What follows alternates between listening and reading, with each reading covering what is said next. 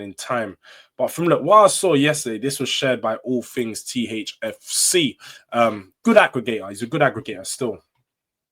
Shares a lot of the Spurs news instantly.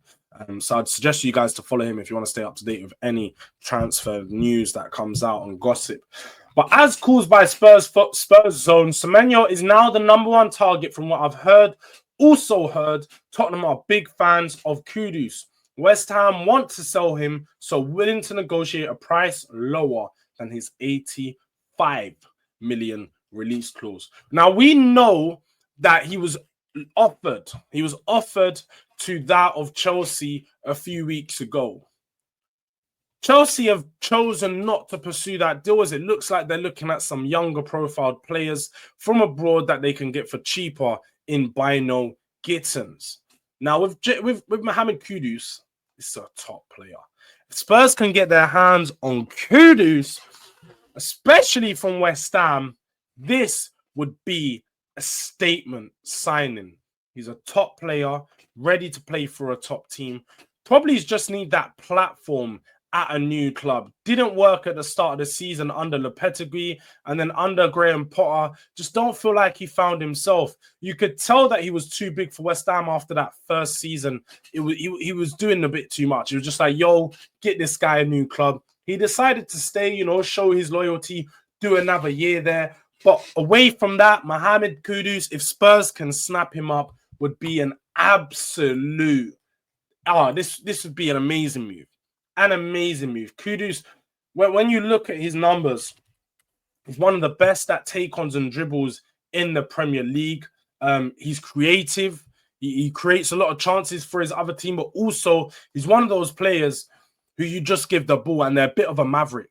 They'll create for themselves. He'll pick up a shot out of nowhere. He'll do something to try and make the team win, drag you from the mud and the depths of the gutter. So Mohamed Kudus could be a big move for us. Last season didn't have a really good season, obviously, numbers-wise, with regards to goals and so on. But in that first year for West Ham, really stamped his mark and made his name known in the Premier League, because Chelsea was in for him a few years ago when he was leaving Ajax. And he sort of got pushed out of that Ajax team because... Not really too sure, actually. They just didn't really want him no more. And now he's come to light up the Premier League. 85 million, as we know, is a bit much for his services.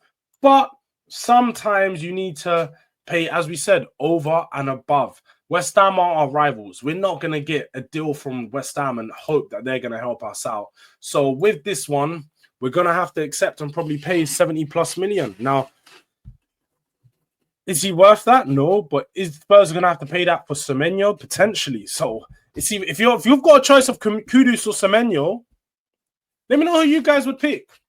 Who would you guys pick? Kudus or Semenyo? I don't know. Drula's given us the link. The Napoli drops. I need the Spurs drops, Drula. I need the Spurs drops. But Napoli are linked to a lot of players in the Premier League, to be fair. Garnacho, definitely one of them. All the Americans we've had at Spurs were trash. Dempsey, Carter Vickers, Friedel, Yedlin. Hell no. Hell to the no. No. Hell to the no. You know, one of them ones, like, hell to the no. Definitely good. Don't need no Americans still.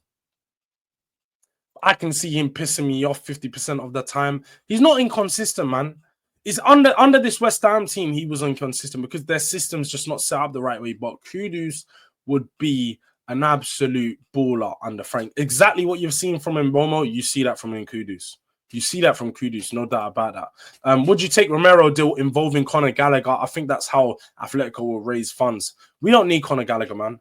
We've got eights. Bergvall pretty much does what Gallagher does at I wouldn't say a higher level, because Gallagher's probably more of a dog at the moment, but Bergvall does Gallagher's job. We don't need to sign no 8. Now that we've got, Torrefin really coming into his own, he's had a good season in the Premier League. Next season's probably going to be an even better year for him. We don't need to sign no one. We don't need to sign no one in the number 8. Number 6, as we can see here, is a priority. But definitely not a number 8. Not a number 8. Big up, Josh. Big up. Josh, he needs to come to the true North London side. Arsenal, it's Jords, if you're talking to me. Arsenal, just a spicy Spurs. But yeah. Kudus slapped 3 of our players. It's fair to say he hates us. Yeah, to be fair, I did forget about that. He had a bit of a scrap. But let's not remember, Richarlison had a few scraps with us before he joined us. So Richarlison, he could be the guy that just has to speak with him like, do you know what? They're not so bad. These guys are not so bad, man. They're cool guys. Sometimes they do need a little bit of a slap, but they're cool guys though, man. They're cool guys. But Semenyo,